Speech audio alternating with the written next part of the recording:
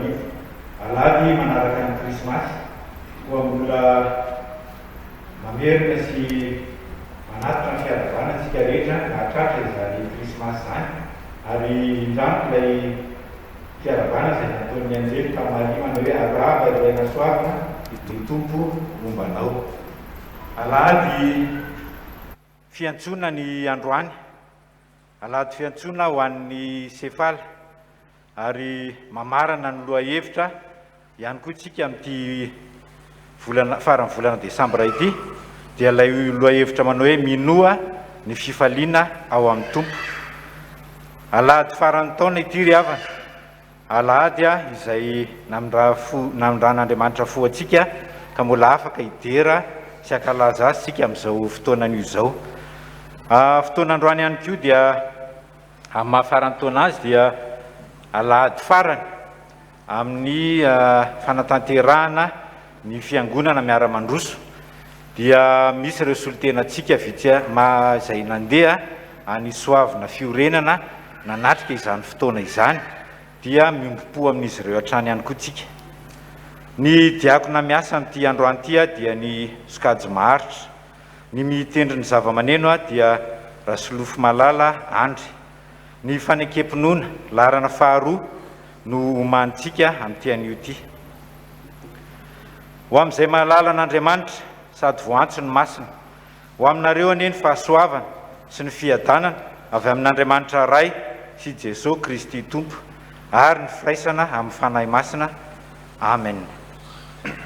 Ndeha hidiran'ny tompontsika ry havana ka eo am-pitsanganana no anatanterahantsika miaraka makitsika ny salamo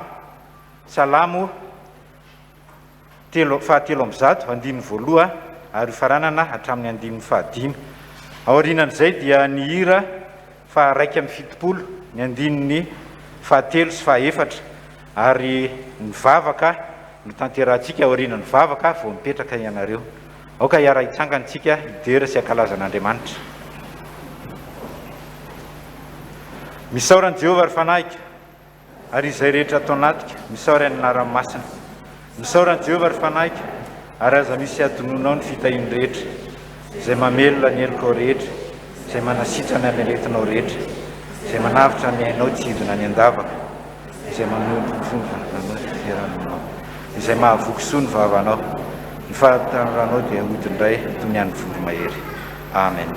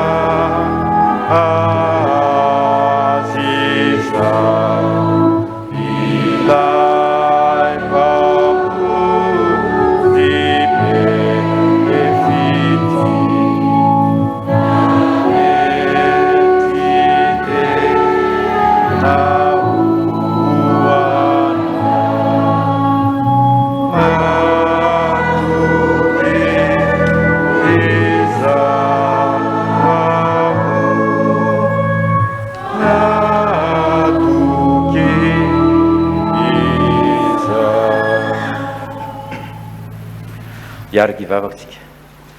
Ry Andriamanitra rainay tsara indrindra ho midera sy mankalaza ny anaranao mandrakarivo zahay. Misaotra anao zahay amin'ny fitahiana sy ny fahasoavanao, izay narotsaka ao taminay isan'andro san'andro. Mbola nitahinao izay ka nahatratra indray anty alahady farany amin'ity taona ity. Ny fahasoavanao ny mbola nahafahanay ny sitraka ny fahaterahana vaovao anto am-ponay izay vao noakalazainay tamin'iny andro maliny. Alahady farany amin'ity taona ity anio, fotoana izay tokony andinianay tena ihany koa, andinianay ny lasanay sy izay rehetra ny tanterahanay tao anatin'izay taona lasa izay. Ahafahanay mahatsiaro fa be famindrapo ianao ary be fiantrany ianao Tompo, ka mbola niatra anay, ka mbola nanome anay anty maraina ity indray, mbola ahafahanay tonga eto amin'ity toerana ity idera ny anaranao. Koa mamelanay Tompo, mamelanay fa tsy miendrika tokoa izahay, mamindrafo aminay fa tsy tanteraka izahay, fa ny tokony nataonay aza tsy tanteraka iakory, kanefa dia mbola nomenao izahay, mbola namindranao fo izahay ka tonga eto ankehitriny idera sy akalazanao Jesosy Kristy Tompo. Andriamanitra be famindrapo ianao, matoa mbola nanome anay ty andro anio ty, dia mbola sitrakay ny hibebaka sy angataka aminao mandrakariva Tompo, ary dia mangataka ny famelana avy aminao izahay. Koa mamindrafo aminay Tompo, ary atreo feno izao fotoana tanterahanay eto izao anio, dia voninahitra ho anao rery ihany ry Jesosy Kristy Tomponay. Amen. Petraka amin'ny fiangonana.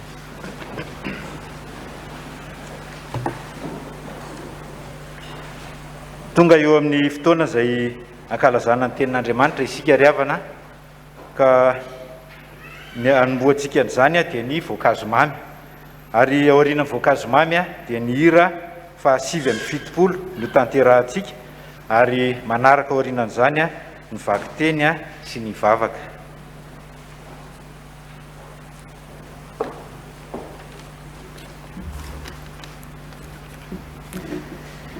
Indro milaza teny somafaly aminareo dia fifaliana lehibe ho an'ny olona rehetra.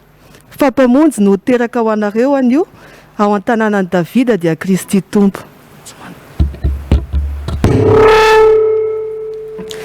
Indro milaza teny somafaly aminareo dia fifaliana lehibe ho an'ny olona rehetra. Fampamonjy no teraka ho anareo anio ao an-tanànan'i Davida dia Kristy Tompo. Izany telo ny anjely ao amin'ny bokin'ny Lioka, toko 2:10 ka hatramin'ny 1:10 izany, rakizy sy tanora havana no hiarabanantsika amin'izao andro na tsiarovana ny fahaterahany Jesosy Kristy izao. Andro inona moa omaly rakizy? Ary androany inona? Alahady omaly dia sabotsy 25 décembre izay andro ahatsiarovantsika ny nahaterahan'i Kristy. Androany alahady 29 mbola ao anatin'ny tanteraka amin'ny fankalazana ny andron'ny Krismasy isika izao. Mangataka antsika ankizy sy tanora rehetra hitsangana hanao ny hira fa 720 voalohany, ary iraintsika mafy be izany hira izany.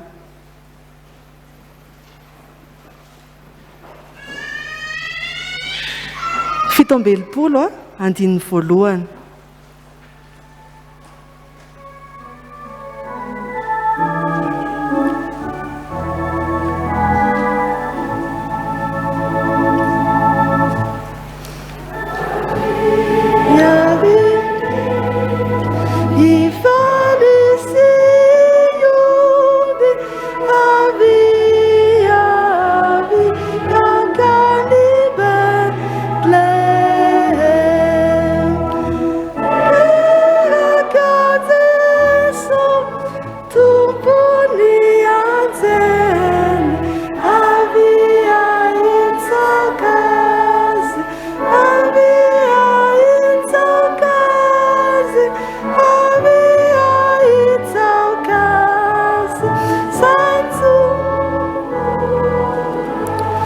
Mipetraka isika fa tohizana mivavaka.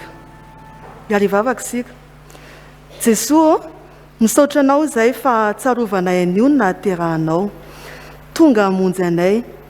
Ny fanahy masina ny hanampy anay mba hanazava tsara ny teninao. Misaotra Jesosy amin'ny anaranao. Amen. Miara mipetraka isika. Ary sakafo eo alohantsika rakizy, ilay bokyny lioka toko 2:10 ka hatramin'ny 1:20 teo. Andro fifaliana ho an'ny olona rehetra ny fetiny Noely izay manakaiky koa amin'izao fetiny farany taona izao. Andro ny fanomezana mantsy io fotoana io. Atsangana ny tanan'izay niangona omaly tato am-piangonana ny ankizy sy ny tanora rehetra. Dia saotra tompoko dia rehefa nitoro-teny ny ray aman-dreny mpitandrina teto tamin'io andinin-tsoratra masina io mihitsiny dia niresaka izy mikasika ny fanomezana. Sa tsy izay ve? Ie. Andro ny fanomezana io fotoana io satria dia Andriamanitra mihitsy no nanome ohatra ho antsika tamin'ny nanomezany an'i Kristy tenany araka ny le bokyny lioka eo hoe fifaliana lehibe ozy izy ho an'ny olona rehetra fampamonjy niteraka ho anareo anoy. Enoy ange ty tantara fohy ty izay ahafahantsika manazava tsara izany atao hoe fanomezana izany. Fomba fanaon'ny olona amin'ny firenena maro ny mifanolotra fanomezana rehefa krismasy ny andro. Indrindra moa fa any amin'ny firenendehibe hoe any la Frantsa na hoe any Amerika, any Kanada, tena zava-dehibe mihitsy izany hoe andro ny Noely izany amin'ny alalan'ny fanomezana ho an'ny tsirairay. Dia ny vahiny taty amintsika ty tanora Amerikanina iray, hitanareo le tanora Amerikanina le manao volontaire reny. Dia rehefa tonga eto a Madagasikara reny olo reny dia mipetraka izy amina tokantrano malagasy. Dia ty tanora Amerikanina anankiray ty dia nipetraka tamina fianakaviana kristianina anankiray dia ny tao an-trano mpitandrina mianakavy izany ity tanora Amerikanina ity no mipetraka. Noho ny tonga tokoa ny krismasy dia nanomana fanomezana tsy nampoiziny olona tsirairay tao tokantrano ity tanora kristianina satria efa fombany ny mifanolotra fanomezana. Le tanora Amerikanina io mariana fa tsy kristianina izy fa efa fomban zareo mifanolotra fanomezana. Dia nisy dimianaka ny tao anatin'ny trano mpitandrina izany mpitandrina mivady miaraka amin'ny zanany telo mianadahy. Dia ty tanora Amerikanina ty dia nanomana fanomezana anankidimy izany ho atolony ho an'ity fianakaviana malagasy izay nandray anazy izay aman-tanany ity. Ary rehefa tonga ny andro krismasy ohatran'ilay omaly izao ohatra sabotsy maraina dia faly ery izy namoaka ilay fanomezana nomeny tsirairay avy izany izy dimianaka tao an-tokantrano. Ary na tsy ary tena ho nangasy azy izany le mpitandrina satria nahoana tsisy ninina mba nameny anazy mihitsiny. Ilay vahiny dia tsy nitaky ninina mihitsy izy fa tena hoe fanomezana araka ny fomba fanaony izany no nomeny hoe izay no mahazatra anazy. Ary tsaroany reto fianakaviana kristianina ilay tenin'Andriamanitra milaza hoe fifaliana lehibe ho izay ho an'ny olona rehetra fampamonjy niteraka ao antsika.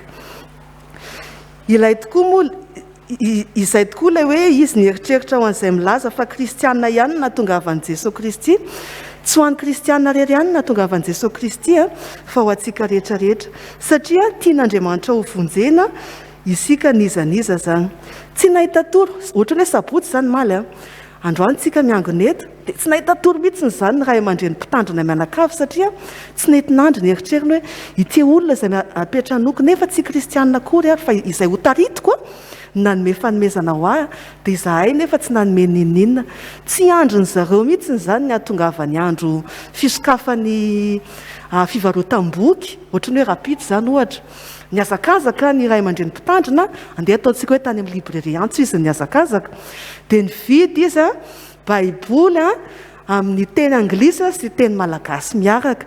Io zany aloha ny fanarahana izy dimianaka hoe atao fanomezana ho an'ity tanora Amerikanina vavy izay napetranoiny.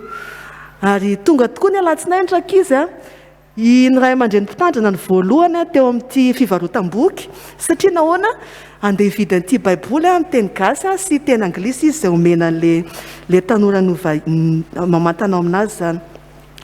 Fifaliana lehibe tokoa ho an'ny olona rehetra ny nanoloran'Andriamanitra ny zanany izany amin'ny alalan'i Jesosy Kristy dia nivavaka sy nitsodrano an'ity tanora vavy ny ray aman-dreny mpitandrina ary nomeny koa ny baiboly amin'ny teny anglisy sy teny vazaha.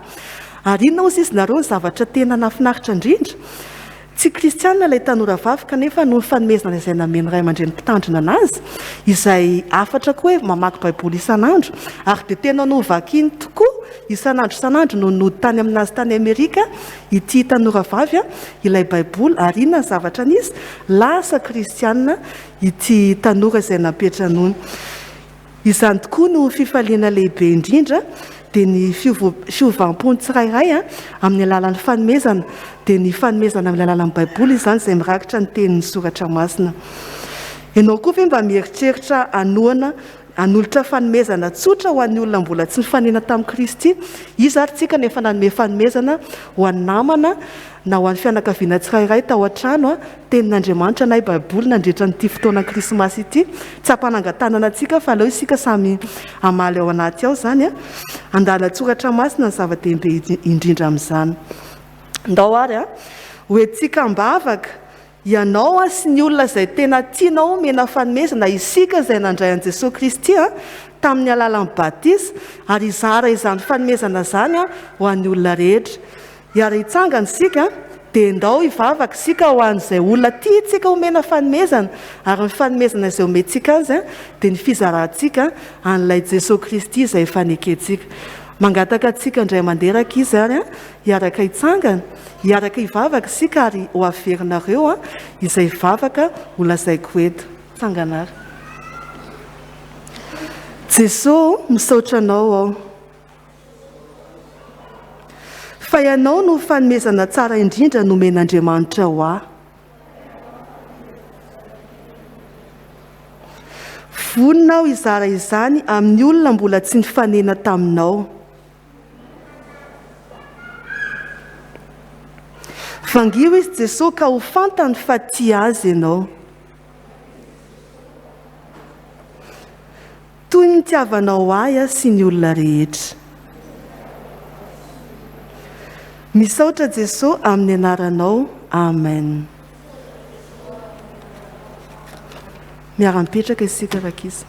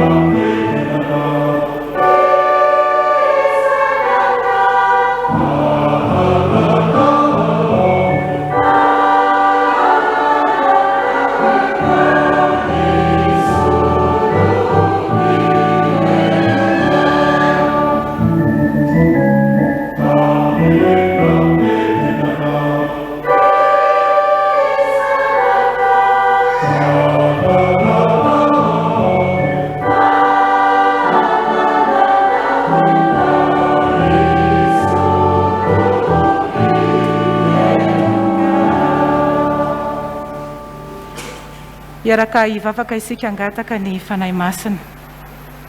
Ry Jesosy Kristy tomponay eo, tonga ankehitriny ny fotoana izay omenao anay, ahafahana mamaky ny teninao, ahafahana mandre ny hafatrao. Mangataka ny fanahinao masina izahay mba hanendika ny fonay, mba tena hovonto ny teninao ny fonay ary tena hoentinay hampiarina amin'ny fiainana andavanandro. Ny teny izay hovakiana Tompo, tenao no ametraka izany aty anatinay. Ny teny izay hotoriana koa Tompo dia tsy ho ataonay fahazarana ny fiainona izany fa tena hoentinay zaraina amin'ny hafa koa ary mametrako ampelantananao koa izay tompo mba tsary afa-tsy izay feo avy aminao, amin'ny anaranao Tompo, amen.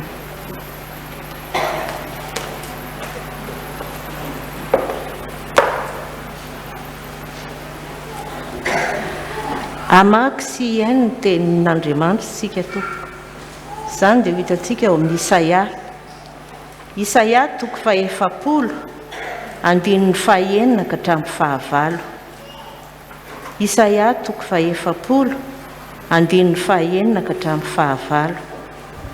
Rehefa hita dia rahantsika mamaky amin'ny anaran'ny Tompo. Injany misy miteny hoe miantsoa, aroa izy, ahoana nefa no antso ataoko? Ahitra ny nofo rehetra, ary ny antsarata rehetra dia tahaka ny vonin-javatra ny antsaha. Maina ny ahatra, malazo ny voniny, satria tsofo ny fofonain'i Jehovah reny. Eny, ahitra tokoa ny olona. Maina ny ahatra, malazo ny voniny, fa ny tenin'Andriamanitsika dia aharitra mandrakizay.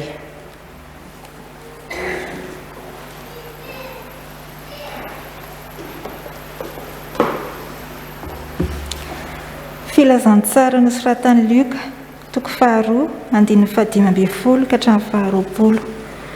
Luka toko 2 andininy 15 ka hatramin'ny 20. Ary tamin'izany rehefa niala teo aminy ireo anjely ireo ka nankany an-danitra, dia niresaka ireo lehilahy mpiandry-ondrika nanao hoe: andeha isika ka ny Betlehema ka hizaha izany zavatra voatonga izany izay nampahafantarin'ny Tompo antsika. Dia nandeha faingana izy ka nahita ny Maria sy Josefa ary ny zazakely nandry teo am-pihinanam-bilona. Ary noho ny efa nahita izy dia nampihely izay teny nolazaina taminy ny amin'izany zaza izany. Ary izay rehetra nandre dia gaga tamin'izay zavatra nolazainy mpiandry-ondry taminy.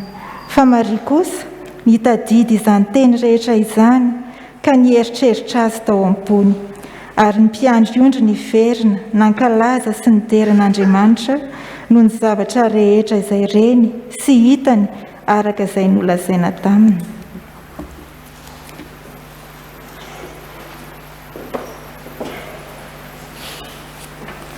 Asan'ny apôstôly toko 17 ny andininy 1 ka hatramin'ny 5.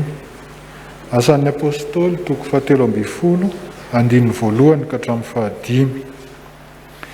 Ary teo amin'ny fiangonana tany Antiokia nisy mpaminany sy mpampianatra, Barnabasy sy Simeona, izay atao hoe Nigera sy Lozio, Kireniana sy Menabelina, izay niolonony tamin'ny Heroda mpanapaka, ary Saoly.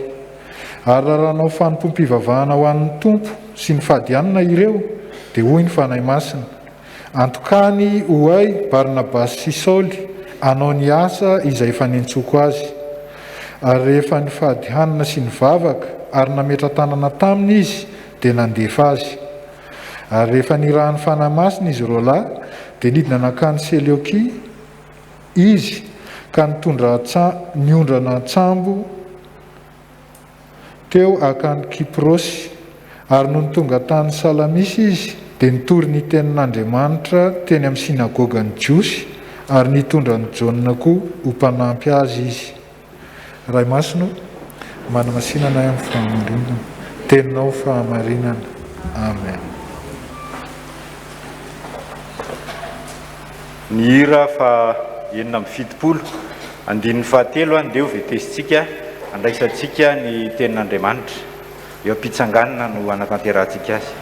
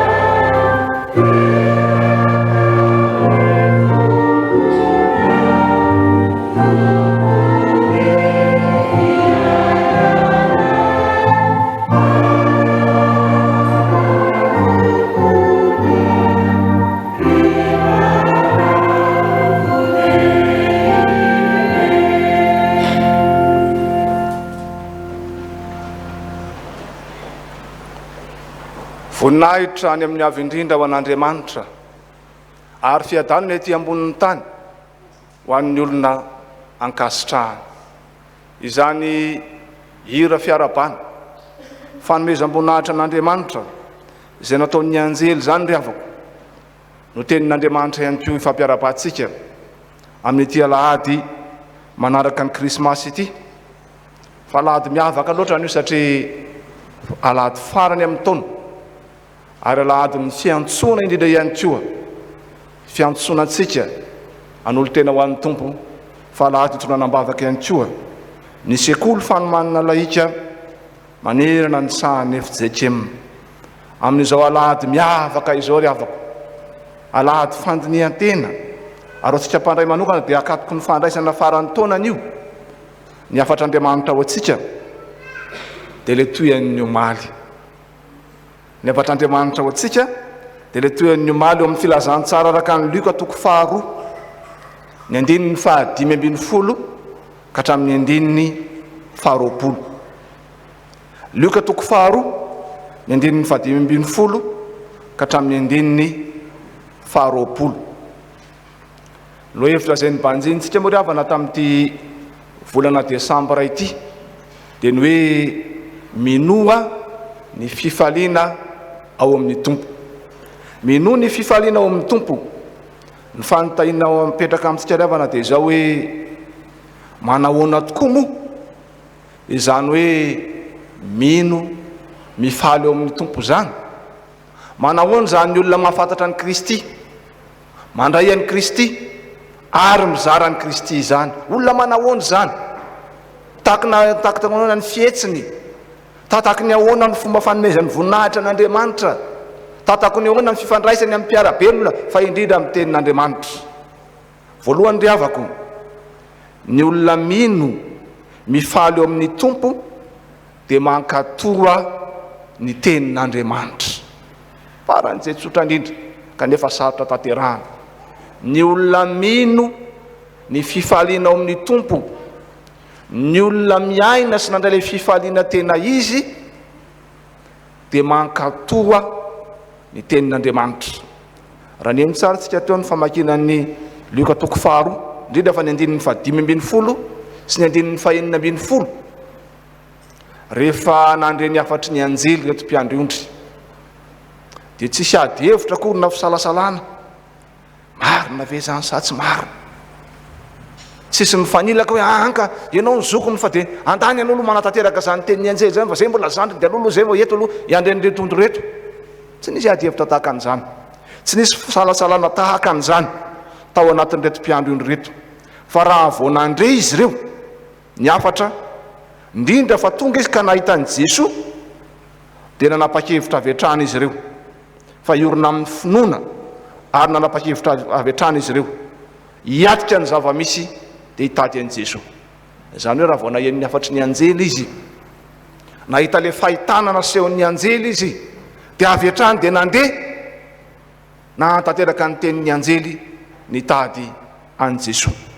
Ny hoe mankatoa mantsy ry havana dia izao fanekena izay voalaza na ren'ny sofinao zany na novakin'ny masonao, ary tsy fanekena fifanekena fotsiny ihany fa fampiarana zany eo amin'ny fiainana. Tsy hoe misy tadikapoka anao dia ampiarinao, tsy hoe misy manampitamby anao dia ampiarinao, tsia fa ny fampiaranao zany eo amin'ny fiainana noho ny finoana ny Kristy sy ny teniny. Zany no atao hoe mankatoa. Ny fanekenao an-tsitrapo, ny fanekenao ampitiavana sy amin'ny finoana zay voambara sy ny vakinao ka ampiarinao zany eo amin'ny fiainanao. Dia zany nataon'ny mpiandriondry. Teo am-piandrasan'ondry izy nandre ny feon'Andriamanitra tamin'ny alalan'ny anjely, nahita ny fahitana fa dia lasa izy ireo avy hatrany dia nanatanteraka ilay voalaza ilay reniny sofiny. Zany ry havako no atao hoe fankatoavana. Tsy misy aloka fisalasalana akory teo amin'reto mpiandriondry noho ny amin'ny tenin'Andriamanitra. Ry havako malalo amin'ny tompo, efa nambara hatramin'ny fiandohany zao fiaraha-mivavaka zao fa alahady faran'ny taonan'io afaka andro vitsivitsy dia ho tapitra ny 2021. fa mahalasa ny eritreritra ry havako zany tenin'Andriamanitra zany. Raha mpanangatananareo azo atsangano ny tanan'izay faly za mino fa atsanganareo dolo ny tanina rehetrarehetra fa tsisy tsy anangana eto na dia ray ary fa ny mampieritreritra ry havana dia zao manahoana tokoa moa zany fiainan'ny olona faly manam-pifaliana sy mino ny fifaliana omen'Andriamanitra antsika zany fa zary mampieritreritra ry havana ny fiainantsika kehitriny satria tena zany tokoa ve ny fiainantsika fiainana feno fakatoavana n'Andriamanitra tsy misy ady hevitra zany tokoa ve ny fiainantsika fiainana tsy misy aliko ny fisalasalana rehefa nandre ny tenin'Andriamanitra fa tonga dia mankatoa zany tokoa ve ny fiainantsika sao la ny andro miady hevitra sika sao la ny andro mifanilaka sy mangatakandro isika satria ny mahagaga dia zao tsy dia hitatahatra loatra amin'ny fiainantsika zany fakatoavana n'Andriamanitra sy ny teniny zany aloko ny vavantsika ny tenin'Andriamanitra vakiny masotsika ny tenin'Andriamanitra fa rehefa ny ampiasana anysika rehefa ny amin'ny fiarahamonina any sika rehefa ny tokantrano anysika indraindray tsy hitatahatra amin'ny fiainantsika zany fakatoavana ny tenin'Andriamanitra zany dia jerenao fa indro ilay kristianina mbola miray fady ihany amin'ny tsipino magagany zany asa teren'ny anamaso teren'ny fomba mpianakaviana na teren'ny fomba tany na teren'ny fahazaran-dratsy fotsiny ihany fa teterenao le olona pino mbola miray fady amin'ny tsipino ihany ary tsy vitan'izany fa tsy vitsy ny olona zay efa mivavaka tsy vitsy ny olona zay tonga ty am-piangonana fa mbola teny tsy mendrika ny voaka ny vavany mbola miteny zavatra mandratra sy tsy mifanaraka amin'ny sitrapon'Andriamanitra mba tsy lazana hoe mbola tena mpandainga ry havako malalo amin'ny tompo fa mbola misy ihany koa ny olona zay rendriky ny faharatsiana na faharatsitsainy zany na faharatsym-pitondran-teny zany eny fa na dia efa mivavaka ary sy tonga ty am-piangonana ry havako malalo amin'ny tompo mazava ny tenin'Andriamanitra ny tenin'Andriamanitra ry havana dia tena mahazava tokoa fa hoy mantsy ny tompo milaza hoe zay manao hoe fantatro izy nefa tsy mitandrina ny didiny dia mpandainga ary ny marina tsy ao anatiny ry havako malalo amin'ny tompo resy lahatra ny finoanan'i Kristy ve ianao tena resy lahatra ve ianao fa tena tafapakany am-ponao lay fifaliana tena izy tapao ny hevitra ao ry havako an'io sady tsy mbola mifarana ny taona no mbola tsy tonga ny amin'ny rahony lanitra Jesoa tapao ny hevitra ao an'io aoka ianao tsy ho mpiaina ka nadino fotsiny ihany ny tenin'Andriamanitra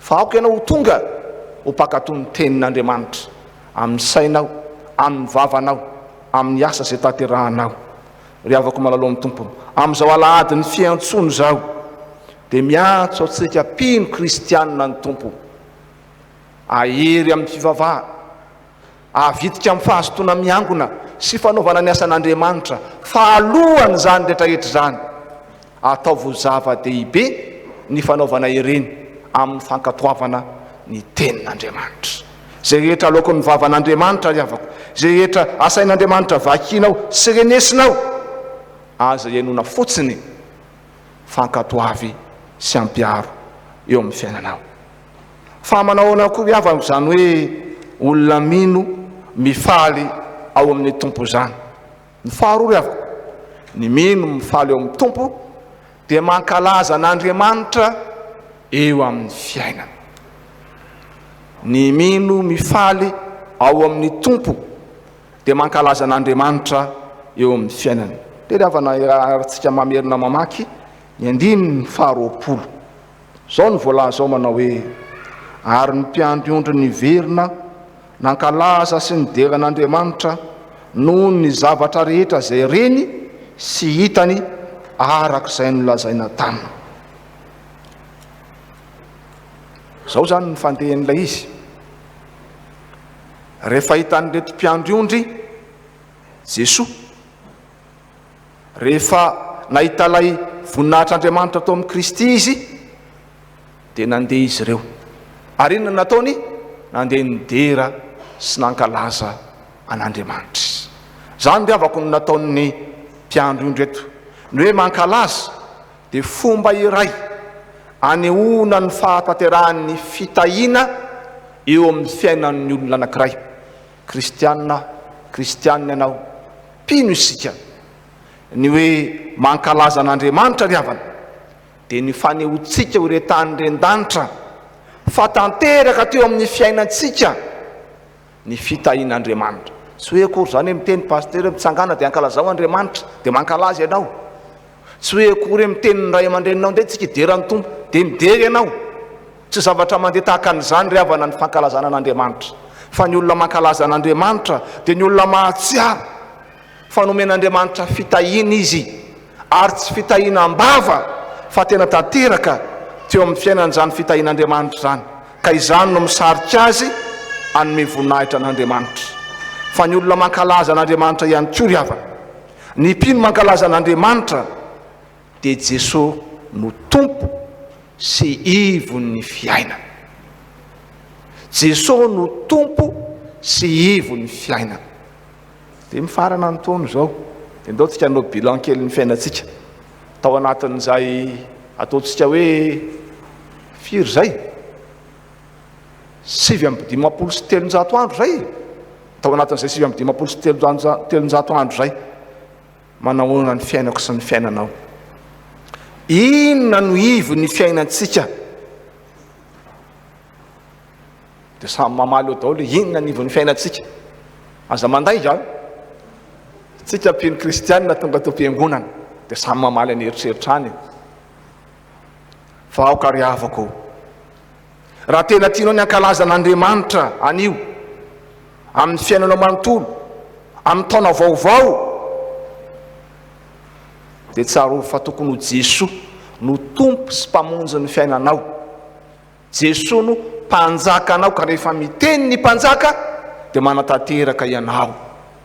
Jesosy no ivo ny fiainanao, ka ny zavatra rehetra, ny olona rehetra mety ho adino ihany. Fa ny ivo ny fiainanao kosa dia tsy tokony adononao mandraka riva sy mandrakizay. Dia Kristy zany. Zany ry havako malalao amin'ny tompo ny olona mankalaza an'Andriamanitra. Zany fomba fijery sy fankalazany zany ry havako no tao amin'ny mpiandry. Fa rehefa tena tanteraka tamin'izy ireo ny tenin'ny anjely dia nankalaza an'Andriamanitra izy. Ary zay no ambaran'ny anjely eto hoe fifaliana lehibe. Ilay fifaliana lehibe ry havako dia ilay fankalazan'ny mino an'Andriamanitra, ilay nitahany fiainany, ilay nanome fahasoavan-dehibe azy teo amin'ny fiainany. Ry havako malalo amin'ny tompo, amin'izao farany taona izao dia manontany antsika indray Jesosy, manontany antsika indray ny tompo hoe efa nandray ny fitahiana taminy ve zaho sy ianao? Satria indraindray tokoa aloha mety misy milaza hoe zahay mbola tsy nandray mety mbola tsy tonga ny toronay efa nandray fitahiana avy amin'Andriamanitra tokoa ve ianao? Efa nandray ny fahasoavan'Andriamanitra tokoa ve ianao?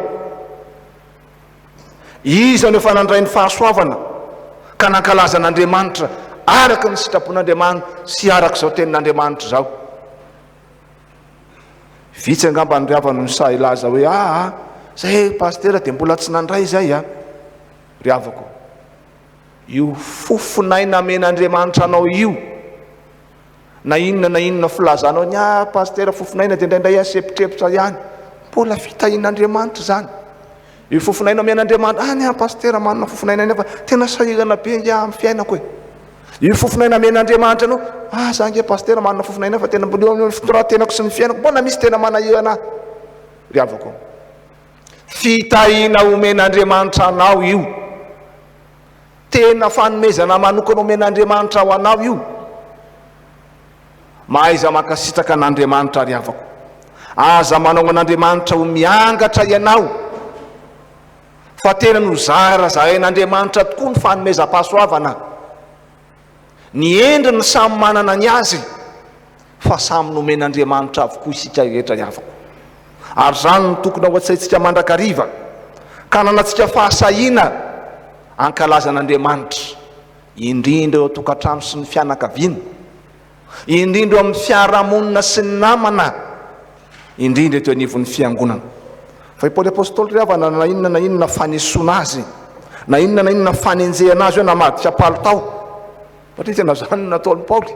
Saoly izy taloha lasa Paoly, nanenjika izy taloha lasa enjehany, tsy ninon'Andriamanitra izy taloha lasa ninon'Andriamanitra, sy mpitoro sy mpanenjika ny filazantsara izy taloha lasa mpitoro ny filazantsara sy ninon'Andriamanitra izy. Dia neson'ny olona izy, nenjehan'ny olona izy, fa mbola sanjoro vavolombelon'ny tombo izy ka nanao hoe ny fahasoavan'Andriamanitra no mahatoy zao aho. Ny fahasoavan'Andriamanitra no mahatoy zao aho. Paoly, fa ianao mba ahoana? Inona no nahatoy zao anao? Inona no mahatonga anao ho tsara tare tahaka an'io? Inona no mahatonga anao ho manam-pahaizana tahaka an'io? Inona no mahatonga anao ho tonga eo amin'ny toeran'io? Fanontaniana apetrak'Andriamanitra amintsika izany ry havako. Ianao mba ahoana? Fa hifarana ny tao. 4 kilometatra ny fanjakan'Andriamanitra ny misy anao ankehitriny. Fa tsarovy ry havako, fa ny olona mankatoa ny tenin'Andriamanitra, ka noho izany fankatoavana ny tenin'Andriamanitra izany no mitarika azy ankalazan'Andriamanitra, ny tongony anila dia efa any amin'ny paradisa. Mba azonao tsara an-tsaina ange izany ry havana. Ny olona rehetrarehetra mbola miady fo amanaina, ianao ny tongotra io efa any amin'ny paradisa. Ry havako, mitady ho ane baonina isika, fa zany ny tena baonane izany, ny fahatsiarovanao. Fa na mbola tsy tonga ny amin'ny rahony lanitra ary Jesosy, ny ilanao efa any amin'ny paradisa. Mbola tavela aloha ny ilany, miandry amin'ny finoana ny fiverenan'i Jesosy. Noho izany ary havako dia izaho, tsarovy fa Andriamanitra mbola tsy mivadika taminao. Andriamanitra mbola tsy mivadika tamiko, tsy mbola nivadika tamintsika fiangonana ny Tompo Andriamanitra na inona tsy fahataterahantsika, na amin'ny lafin'ny fiainana zany, na amin'ny lafin'ny fivelomana zany, na amin'ny lafin'ny fahasalamana zany, fa indrindra amin'ny lafin'ny fanompotsika an'Andriamanitra. Tsy mbola nivadika tamintsika ny tenin'Andriamanitra, ary tsy mbola nivadika tamintsika Kristy. Ko miantso anao ny Tompo ry havako, ao amin'izao alahadin'ny fiantsoana zao, aza mivadika amin'ny Kristy sy ny fanekena izay efa nataonao teto ambonin'ny altara. Fa azo ty hivavaka, amaky ny Baiboly isan'andro ary izary zany amin'ny hafa. Hitaiza ny zanakao izay rehetra men'Andriamanitra anao ho amin'ny filazantsara sy ho an'ny finoanan'i Kristy. Anao zava-dehibe ny fiombonana sy ny fiaraha-mivavaka ary ny asa fitorianan'ny filazantsara. Ary tsy hankina amin'ny heriko sy ny herinao, fa hiankina amin'ny herin'Andriamanitra irery ihany. Zany anke nefa nekentsika. Isika manambady mbola misy kadohana, isika paray mifanasany tompo mbola misy kadohana, fa izany ny fanekena izay nataontsika teo anatrehan'Andriamanitra ry havako. Mbola tsy taro zao an'io zao, miantso anao ny Tompo Andriamanitra. Sahy mankalaza an'Andriamanitra tokoa, ka se eo amin'ny fiainanao fa nandray fitahiny anao, ary zany fitahiny zany no mitarika anao anome voninahitra an'Andriamanitra. Ny fitahin'Andriamanitra rehefa dia azo atao sary an-tsaina tahaka ny olona anankiray mitehaka. Ny olona rehefa mitehaka dia misy karazany roa. Misy le miteny hoe mba te afo ranga fa tena mba tsara ke izany nataona izany, dia invaka tao tehaka daholo. Fa misy kosa le tehaka mandeha ho azy, ka le tehaka faharoa no avana ny fitahin'Andriamanitra.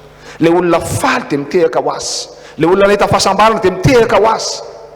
Ny olona nandray ny fitahin'Andriamanitra, ny olona velona zany fitahin'Andriamanitra zany, dia tahaka ny rano sotrony sy ny sakafo hohanina ho azy ny fankalazana an'Andriamanitra. Ko raha roty ary havana ny fotoana omen'Andriamanitra anao, sahy mankalaza an'Andriamanitra amin'ny fonao sy amin'ny fiainanao. Mahafoiza fotoana, mahafoiza atanjahana, mahafoiza zavatsoa anomezam-boninahitra an'Andriamanitra, fa Andriamanitra fidèle tokoa Andriamanitra ivavahantsika. Ary mitaky antsika koa mba ho fidèle tahaka azy, ka tsy hivadika amin'ny teny izay nataontsika, sy hivadika amin'ny Tompo Andriamanitsika, tsy hitarika antsika hivadika amin'ny tenin'Andriamanitra, fa hatonga antsika kosa hiain'izany tenin'Andriamanitra zany. Ka hatonga antsika anao tahaka ny Maria manao hoe ny foko mankalaza ny Tompo, ary ny fanahiko efa ravoravo amin'Andriamanitra mpamonjy ahy. Dia n'Andriamanitra ny voninahitra fanofanain'ny tompo izay niantso antsika tamin'ity anio ity, ombantsika ankatoavantsika ny tenin'Andriamanitra sy ankalazantsika ny tompo Andriamanitra na amin'ity taona ity zany sy amin'ny taona manaraka izay mbola omen'ny tompo antsika. Ho azy any ny voninahitra. Amen.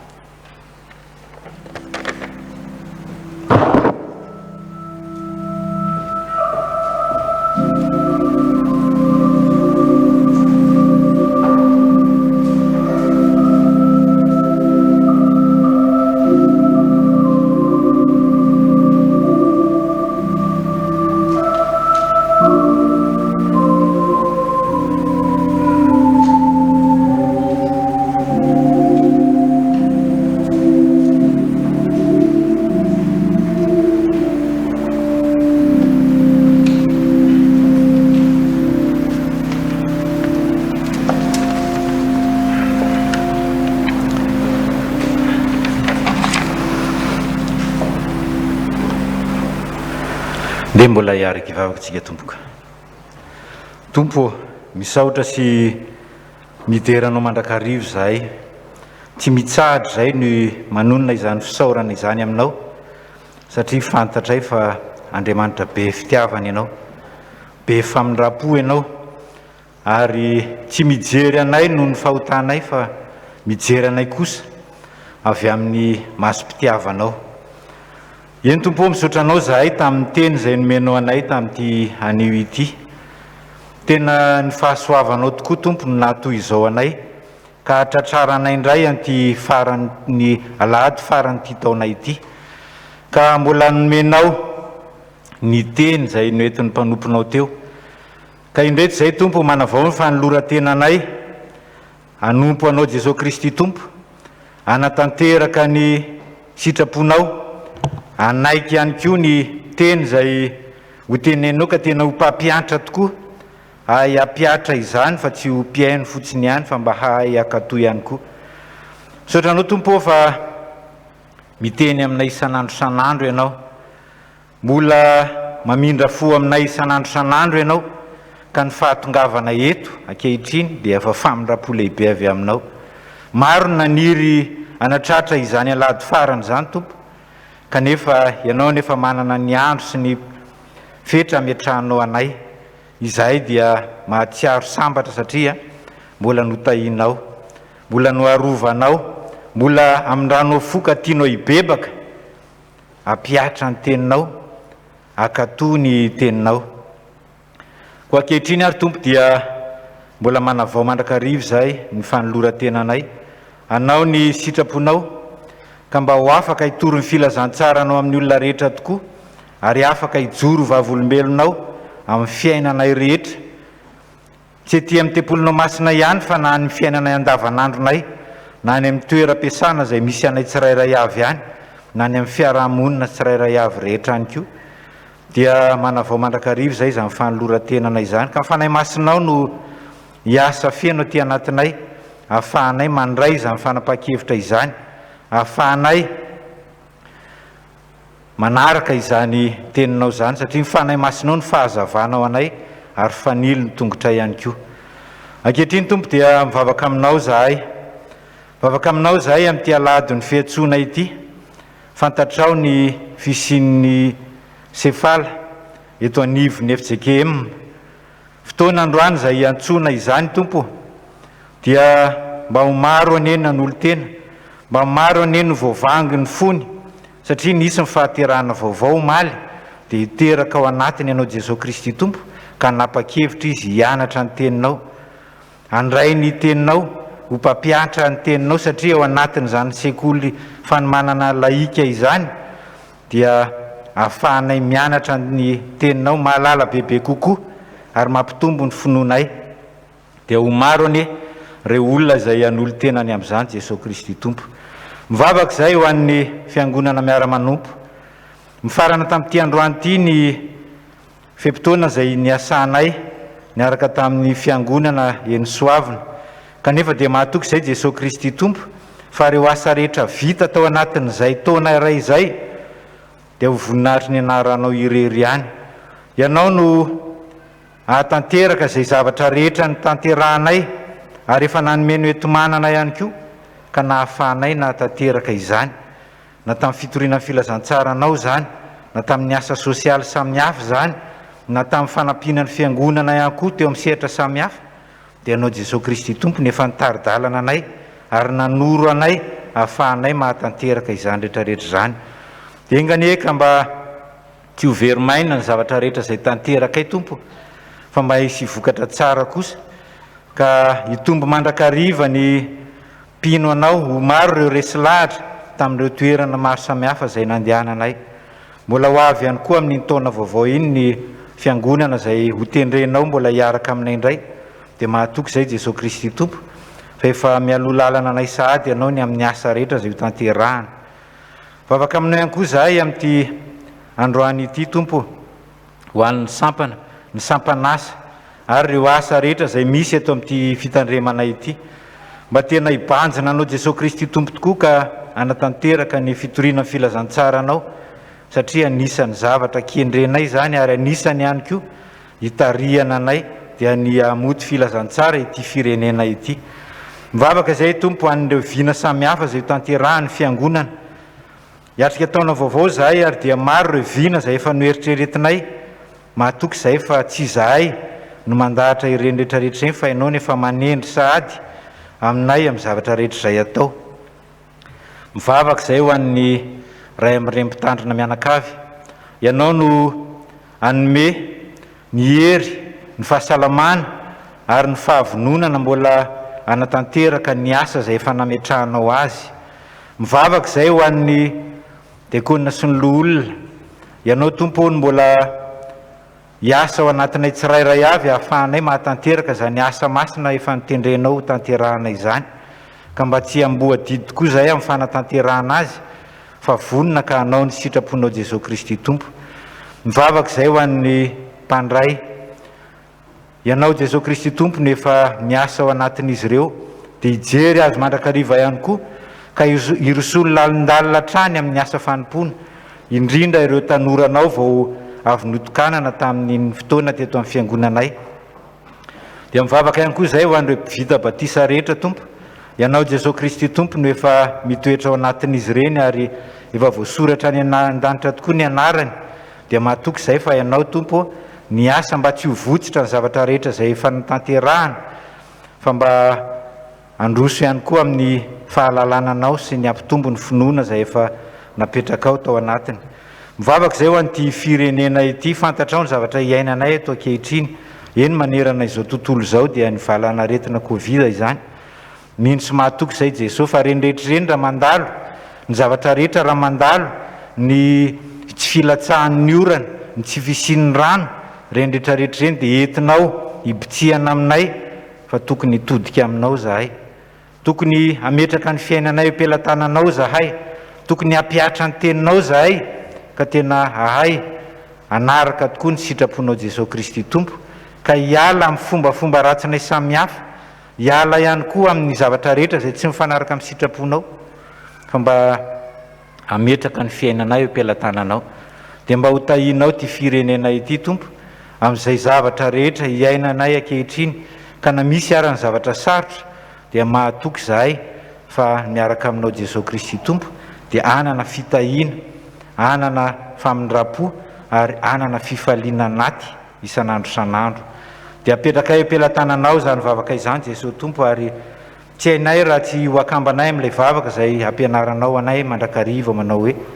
rainay izay ny an-danitra masiny ny ranaranao tonga ane ny fanjakanao atao ane ny sitraponao mety atany tahaka ny an-danitra meo anagnina sahaza ao anay ary mamela ny helikay tahaka namelanay izy meloka taminay ary izy mitoronay amin'ny fakapanahy fa manafahanay amin'ny ratsy nao ny fanjakana sy ny hery ary voninahitra mandrakizay amen eny ndriava nandeha hanavao ny fanolora-tena tsikitsika ka eo am-pitsanganana nanatanterahantsika ny fanekempinoana larana faharoa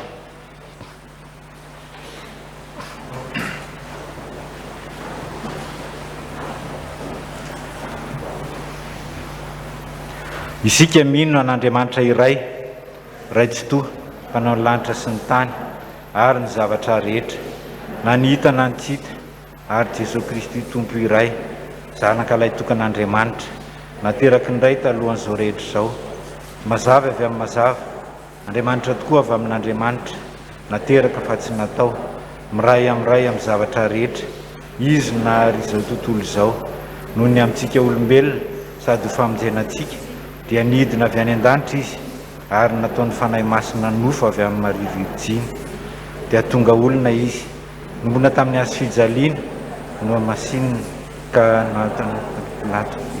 maty izy ka nalevina mitsangana tamin'ny maty tamin'ny andro fahatelo araka izay voasoratra izy niakatra any an-danitra izy ary nipetraka tamin'Andriamanitra ray avy any indray no ireny voninahitra hitsara ny velona sy maty ary mandrakizay ny fanjakany isika mino fanahy masina tompo sady mpanome aina avy amin'ny sy ny zanaka izay niteny tamin'ny fahatsara zay izay izy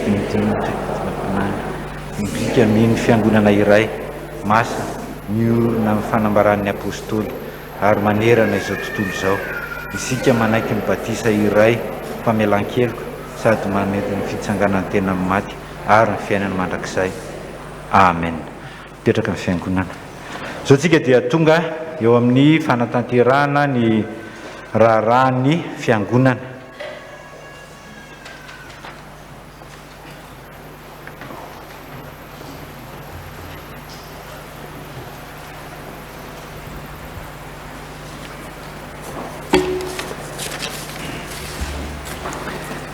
Dia tonga eo amin'ny filazana ny raharaha sy ny asan'ny fiangonana isika riavana.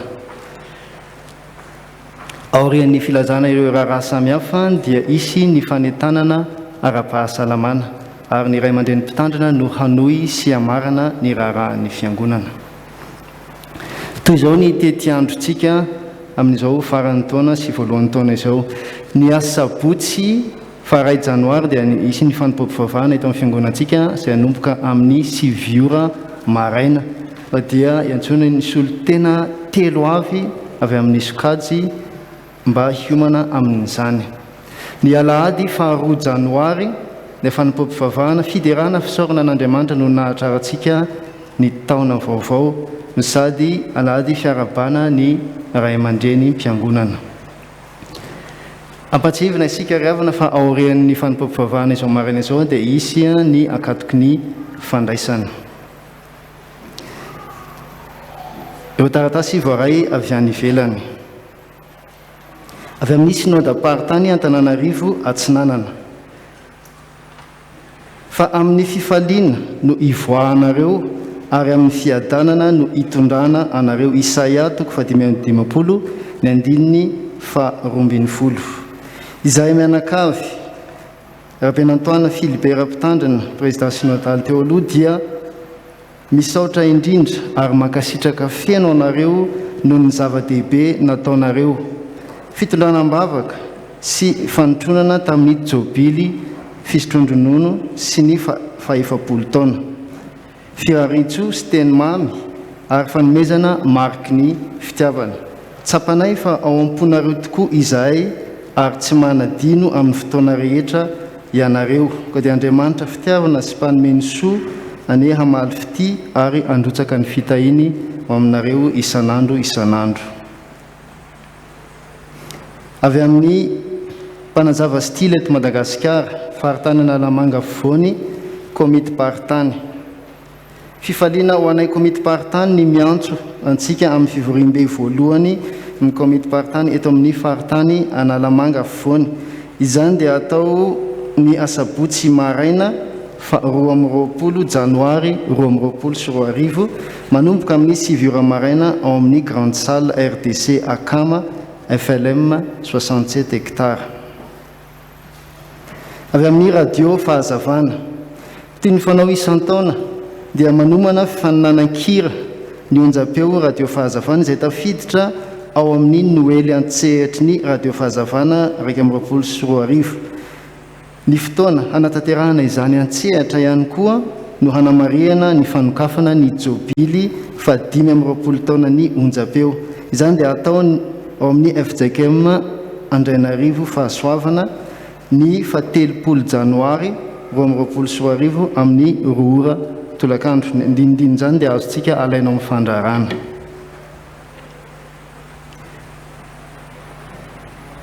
Ny synodam-paritany Antananarivo Atsinanana ny fitandremana Ambohitsy Meloka Ambohimanambola faritra Avaratra Andohalo ny zanaka Pelezana ny komite mifandraisan-tanana dia faly manasa antsika hiombombavaka amin'ny fisaorana sy fanomezam-boninahitra an'Andriamanitra noho ny fandraisan-tanana ny mpitandrina Andriamiseza Ianitra mianakavy ny alakamisy 7 décembre 2024 amin'ny 7 ora sasany maraina. Ireo taratasy voaray eto anivon'ny fiangonantsika. Avy amin'ny voameran'ny fanisana, mampatsiahy ny voameran'ny fanisana fa mitohy isaky ny alahady voalohany sy fahatelo ny fikarakarana ny fanavaozana ny karatry ny mpandray. Manasa antsika mpandray araka izany hitondra sary tapaka roa sy ilay karatra mavokely hanatanterahana izany. Ho antsika izay mila fanazavana fanampiny dia asaina hanatona ny voamera ao amin'ny tokotany Atsinanana isaky ny alahady fandraisana. Avy amin'ny STK, mitohatrany ny fivarotany STK ny carte de vœux ao an-tokotany mpiangonana hatramin'ny herin'ny anio 2 Janoary 2024. Asaina ny mpikambana rehetra mba hijanona kely aorian'izao fanompoam-pivavahana izao mba ho fandaminana ny asa. Avy amin'ny fifoazana, ny fifoazana dia manasa antsika hanatrika ny asa fampahirezana aorian'izao fanompoam-pivavahana izao. Avy amin'ny FKTZO, taratasy fisaorana totosa somatsara ny krismasy fifanampiana na krismasy sosialy ny alakamisy 7 décembre lasa teo, izay nanampiana ireo mpiomana ho mpitandrina sy ireo madiniky ny tompo. Noho izany dia isaoranay Andriamanitra mahefa ny zavatra rehetra. Isaoranay ihany koa ny ray aman-dren'ny mpitandrina, ny biraon'ny fiangonana, ny mpikambana rehetra sy ireo izay nahafoy zavatsoa ho an'ny hafa. Andriamanitra fitiavana ny mbola ampitombo ny fifankatiavantsika. Dia araka izany dia manao taratasy fisaorana ihany koa ireo ny sitraka izany fanomezana sy fanampiana araka sosialy izany. Avy amin'ny séminaire Ambavahadimitafo, ataonay izao taratasy izao eto amin'ny séminaire Ambavahadimitafo ho fanehoana fisaorana sy fankasitrahana fankatelemana anareo. Izany koa dia noho ny fanohanana anay tamin'ny fomba hita maso sy azo tsapay-tanana satria nitolorana vola sy fitafiana izay hiatrehanay ny krismasy 2024 koa dia makasitraka sy makatelina tompoko, ny tompony hamaly fity anareo.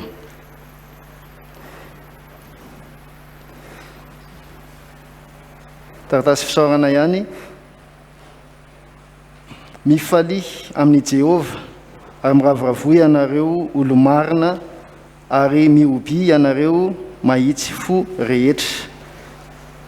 Araka io ten'Andriamanitra io dia riavana dia manolotra fisaorana mpifaliana izay noho ny nataonareo taminay tamin'ny alakamisy 7 décembre lasa teo tamin'ny 7 ora maraina.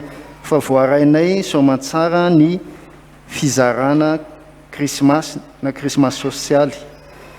Dia Andriamanitra manakare-pahasoavana hamaly fity anareo mandrakariva. Filazana manjo amin'ny finoana sy fanantenana ny fitsanganan'ny tena maty no ampandanisanay anareo fa ny ava-malalanay Andriamiamisoa Zarasoa Emily dia nantsony ray nody any aminy rehefa nivahiny 17 taona tetỳ an-tany.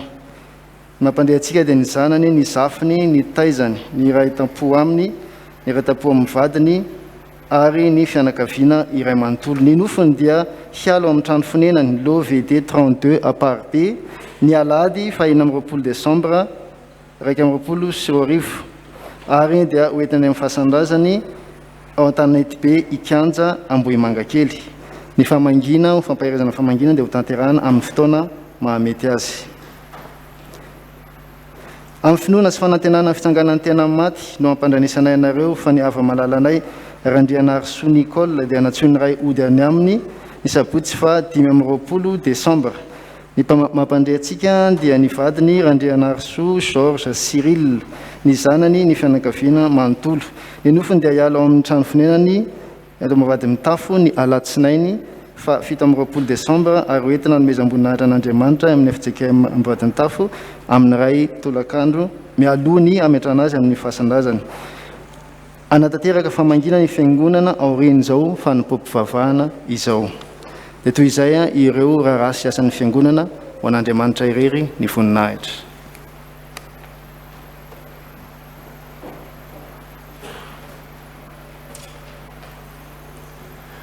Manotra ny araba ho antsika rehetra amin'ny anaran'ny tompo tonga ny fotoana ny fanetana ra-pahasalamantsika. Fotoana ohatr'izao moa zany hoe mefarina fotoana mila mahafantatritsika hoe aiza ho aiza. Tsy bilan akory no atao eto. Ny bilan dia anjara ministère. Tsy évaluation koa no atao eto fa anjara ministère koa manao évaluation fa azotsika atao kosa no manao ny étude des lieux. Hoe inona zavatra miseho hitatsika tsy dia misy commentaire loatra fa ame chiffretsika dia ame koa information. Io zavatra zerazetsika eto dia asika jerevana ao amin'ny site ministère en santé dia ao amin'ny site ny actu orange. Azo jerevana alizy zany fa atsika manara-maso hoe aiza ho aiza. Voalohany aloha zany eo anatrehan'ny fisehoan'ny zavatra ohatr'izao manahirana ty le valana aretiny ity. Ahoana moa zany ny olona tsirairay avy. Misy karazan'olona anankitelo manana attitude eo anatrehan'io fisehoan'ny zavatra io moa zany. Voalohany ao re zay mieritreritra hoe tsy mahazo azy le zavatra. Amin'ny teny tsotsora dia ohatrany hoe manfotista mialatsiny amin'le fiteny fa hitatsika zany mandeha miarabe mandeha amanareo any amintsena ny toerana ivoriany reny fa tsy misy mihitsy le fepetra raisina amin'le sakany tsy manao masika na misy ary ny fokotany anasana tanana tsy manasa tanana le olona. Faharoan'izay misy ireo olona le tena le diso manabe loatra. Ny endrika azomena moa zany dia ohatran'le olona le hoe izy irery no ohatrano tsy solo ohatrano ino no ataony izy nareo mety manao masika anankiroa izy asiny visière manao gano anankiroa izy irery nefa no ohatrano. Zay le diso be fanahina loatra. Zay attitude anankiroa nefany tsy ahafatsika mihitsy miarika n'ity valana aretiny ity. Dia fahatelo isaon'Andriamanitra misy ireo olona zay tony raha lazaina amin'ny terme tsoro dia hoe le olona rationnel, zany hoe mahay mandray tsara izy ny zavatra misy mba ahafahany mahita hoe inona tokony atao. Resaka hitady eo tsika iresaka taremarika dia resaka vaovao ihany koa état de lieu. Resaka tsika zany hoe inona ny tranga tao anatin'ny volana décembre izay aka herinandro anankitelo tsika ahitantsika hoe aiza ho aiza le izy. Dia eto zany misy taremarika araka lazaiko teo hoe azo jerevantsika amin'ny site ministère en santé le izy dia azontsika jerevana eo amin'ny site ny actu orange. Tamin'ny 4 à 10 décembre ny tranga vaovao dia 994, ny forme grave 48, ny nodimandry anankivalo. Tamin'ny 11 hatramin'ny 17 décembre indray herinandro izy zany jena tsara izy vakio tsara izy fa za zany eritreritry hoe sao de prévalence avy eo sa incidence. Ny incidence zany dia hoe tranga vaovao. Prévalence indray dia hoe le cas teo aloha miampy an'le cas vaovao. Fa nazavain'izareo tsara izy tena hoe tranga vaovao le izy. Herinandro ny 11 à 17 décembre cas vaovao nouveau cas 1359, ny forme grave 107, ny nodimandry 16.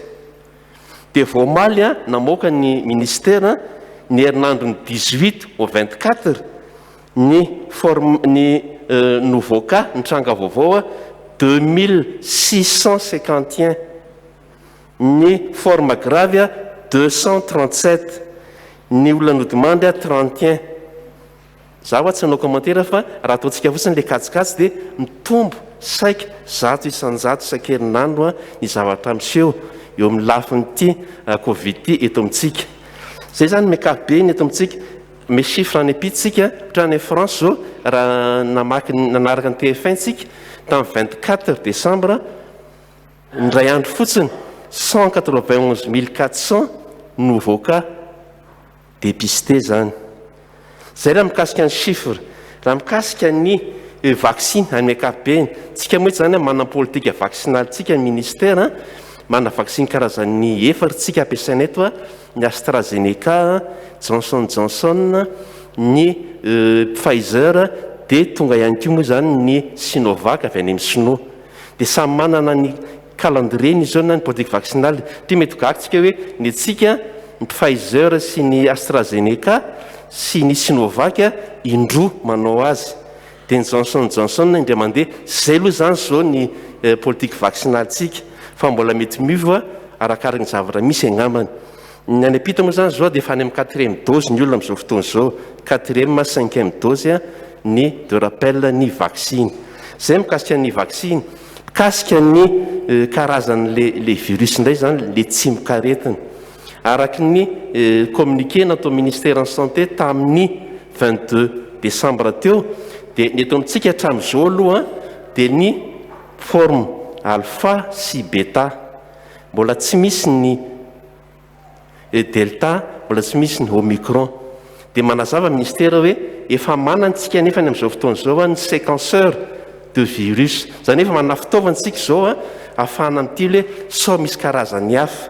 Dia hatranomboka tamin'ny 22 raha tsy diso dia efa manomboka manao échantillonnage ministère hoe raha misy olona tonga manao test dia jerevana hoe manahoana. Dia hatramin'izao aloha zany araky ny fanambarana ministère mbola tsy misy tsisy forme variant delta tsika eto mbola tsy misy ny forme omicron. Dia zany mikasika ny le karazany le vaksiny. Eo amin'ny lafiny fitsaboana indray mbola anatin'le site any izy raha andotam-pianaka andresahana dia ny service de réanimation manana 40 lits pour les formes graves, efa nampiasaina daholo le 40 lits ireo. Be filatana koa amin'izao fotoana zao tamin'ny zoma farany teo nifampiresaka tamin'le dokotera tao dia hoe tena ohatrany tsisy tsony lesy ozy izy ny fandriana atao aminay mikasika ny fandraisana ny forme grave. Zay zany l'élément tokony ho atsika. Inona zany ny tokony atao? Zay zany ny tokony rerentsika. Dia voalohany tsika tsy afaka miala indramiko zany ty resaky ny ty teniny OMS fohy be ty personne n'est en sécurité quand tout le monde n'est en sécurité. Raha izay dia hozy ny OMS africain indray hoe personne n'est à l'abri de la pandémie du Covid quand partout dans le monde personne ne sera protégé. Zany hoe mila fiarah-mientantsika le izy raha tiatsika hoe ahoana natao mba farafaratsy nampiaina ny fisehoan'ity valana retiny ity. Inona fampiatra fandraisana zany? Ndraisy ministère moa zany dia zao hoe nanomboka tamin'ny 22 communiqué ministère tamin'ny 22 décembre ihany.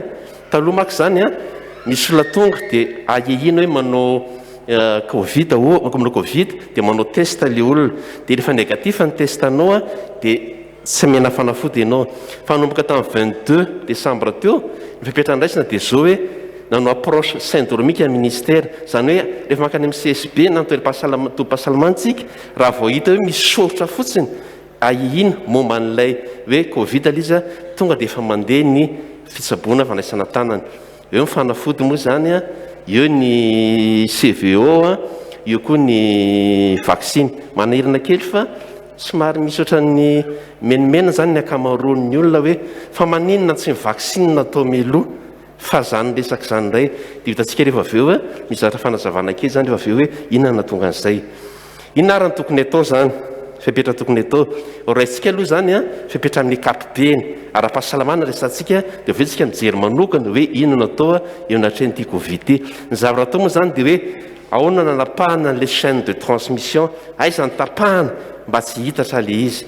Dia amin'ny akapobeny aloha zany sady farany taona zao tsara mahafantatsika hoe inona fipetra ara-pahasalamana amin'ny akapobeny tokony raisitsika. Voalohany aloha zany efa le ara-pahasalamana amin'ny akapobeny le sako avetsika mandray manokana kasika ny ty covid ty. Voalohany aloha zany mba mila mizatra amin'izay tsika hoe isa-taona farafaratsiny indroa isa-taona indray mandeha ny février sy ny juillet ohatra mba manatona reto ny médecin de famille atsika mba manao check up tsika mba hitany hoe mizavatra tsy mety ve ao.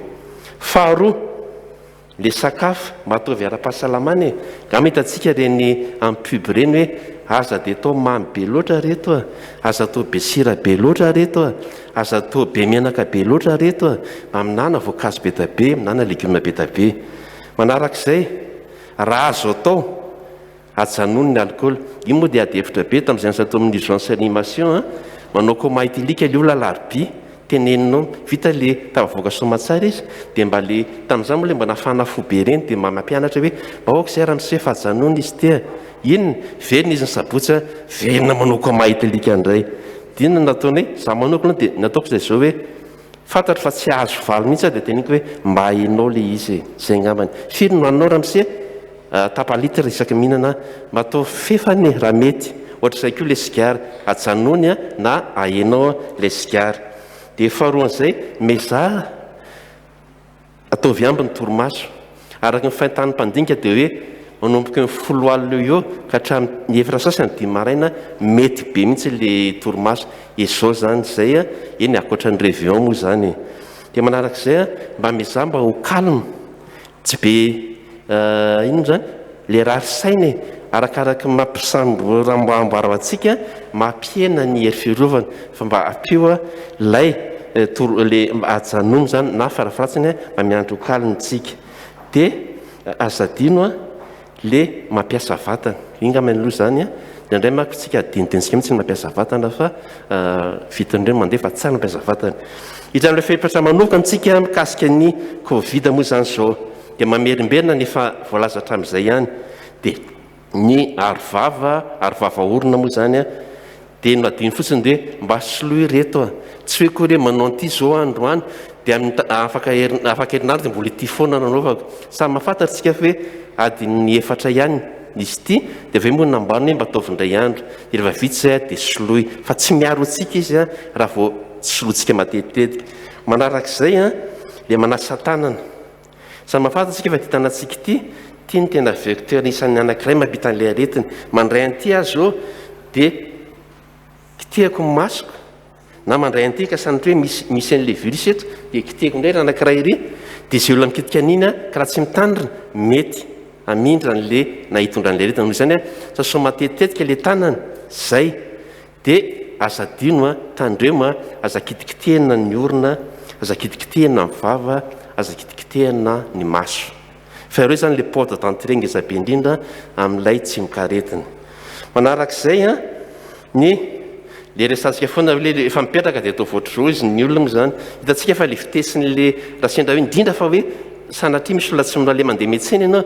ka misy olona tsy manao masy dia pitika le pitsojoana anakiny hitanareo le porteny zany fa arakaraka mampalavitra an'iny mety tsy atongavan'ilay gotelety misy an'le tsy mikaretina any amintsika dia azadino le rehefa raha azo atao rehefa mikohoka dia le mikio ny tanana iny zany mba aty ianao mikohoka fa tsy mikohoka dia paritaka le izy reto fapetra manokana any ko hoe raha mbola azo atao aza dia mandeha amin'le mivorovoro reny reto za tsy miteny hoe fiangonana tsy senitsika fa milamina mihitsy zany so amin'le hoe distanciation sy ny karazany fa ny mivorovoriana hoe raha azo atao raha mbola azo atao indrindra fa raha tsy mahatsiaro teny hoe mizavatra tsy hafafa mety tsy metimety ny tenako aloha mipetraka tsara any an-trano manarak'izay andro fety maky zany zao tsy maintsy hoavy ny fianakaviana sosikevitra hita hoe mety le izy dia zao hoe raha tsy avy ny orana amin'ny fotoanaovana le fivoriana ataovy eo tokotany reto eo tokotany le izy tena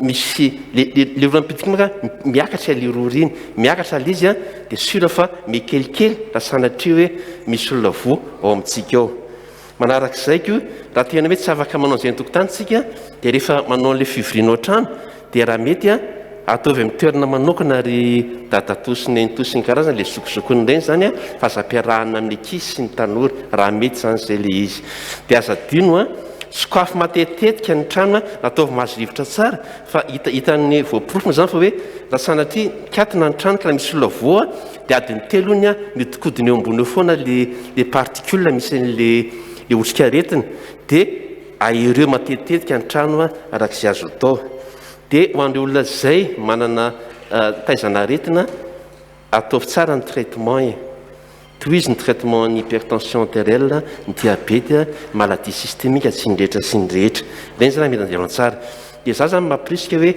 le bus ngamara misy fitaovana anankiray mamparitaka an'le aretina dia bus io raha zao tao raha tsy dia lavitra loatra le toerana andehanany mandehana reo totongotra mandehana tongotra na hoe vatsy gel tsy za sy miteny hoe gel ray litre fa raha vao miketika ny tanao le zatsika hoe ty tanany teny tena zava-doza amin'le izy ihany koa dia diovy matetetika zay ny amarana koa azy zany dia fantaniana mipetraka zany reto zavatra vonseho tamin'ny eno l izy zany dia zareka aminareo misy zany tokony olona miteny hoe la seule solution pour cette pandémie c'est la vaccination zay levitry loana anankiray misy koa zany miteny hoe la vaccination n'est pas la seule solution inona no mampifandrain'ireo hevitra anankiroa ireo samy manaiky zany fa ilaina ny vaksiny dia mampirisika zany mihina fa izay mpiasan'ny fahasalamana reto tsakanavaka mampirisika hoe ndao reto tena ndao no vaksiny faobetsika ndao atao le vaksiny fa farafaratsiny mba miala amin'le forme gravetsika dia fara moa zany hitako malina izy dia tiako zaraina aminareo ihany zay nijery ny TF1 nareo malina hitan'le izy fa nisy fianakaviana mivory dia mesuran'raisiny zareo dia hoe manao test daholo zay manatrika n'le fiviriny dia manao test mety TDR io mety test antigénique dia hoe zay négatif ihany no mahazo mety dia izay hoe nefa azo atao zany izy fa atsipy fotsiny le hevitra hoe ho atao hoe zay fa mety ho azo atao ngamin'izay raha ilaina izitsika fa mampirisika antsika hoe ndao reto tao amin'ny havatsika tao amin'ny zay mbola tsy nao vaksiny ilaina le vaksiny dia mirary atsika rehetra atratra ny taona vaovao mba ny fitahian'ny tompo an'andriamanitra ihany dia lasa voninahitra misaora tompoko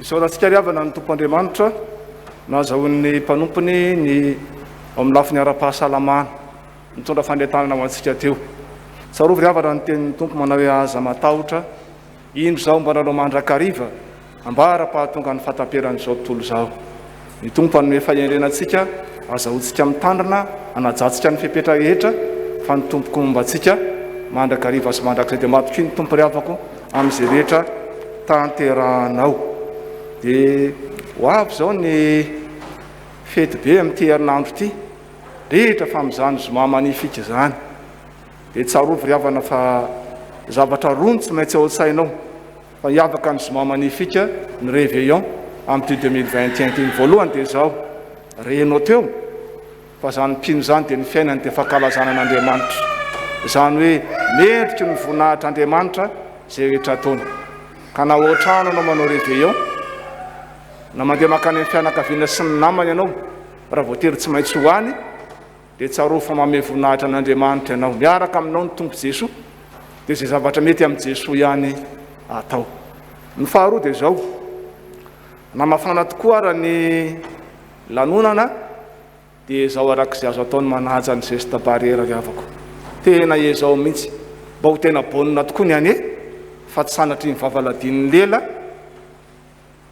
1er janvier efa fiainy moa zany ny fandrinana endotam-piainako hoe dokotera teo sanatriny zany sanatriny zany lazaiko zany dia samy miezaka tsika mitandrina ara-panahy mitandrina ara-tsaina mitandrina ara-pitondran-tena fa tsaro fa miara-dalina amintsika mandrakariva ny tompo Jesoa tsy amin'izao valana entin'izao ihany fa amin'ny androm-piainantsika manontolo ny faharoa riavana betsaka tokoa zay fampiara-pahany zay fa tena zava-dehibe ny fampiara-bahantsika mandrakariva fa satria fitahian'Andriamanitra mbola azahoantsika mianao sala amin'izao eo tanteraka amintsika tokoa ny tenin'ny anjely fa ny fiadanana tokoa dia ny fiadanan'ny lanitra efa tonga aty am-poko efa tonga aty am-ponao efa aty amintsika fa anio moa riavana dia alahady miavaka loatra satria fianakaviana efatra nanolotra ny zanan'Andriamanitra amin'ny alalan'ny batisa dia rehefa miteny hoe batisa zany tsika dia be vahiny zany dia manasa anao riavako na ianao ambavadin'ny tafany fa ela be tsy teto na ianao vahinina saina amin'ity anio ity mba mitsangana eny amin'ny toerana izay misy ianao fa tena fifaliana ho an'ny mpitandrina sy ny fiangonana ny miara-mivavaka aminareo ankehitriny manasa anareo mba hitsangana eo amin'ny toerana izay misy ianareo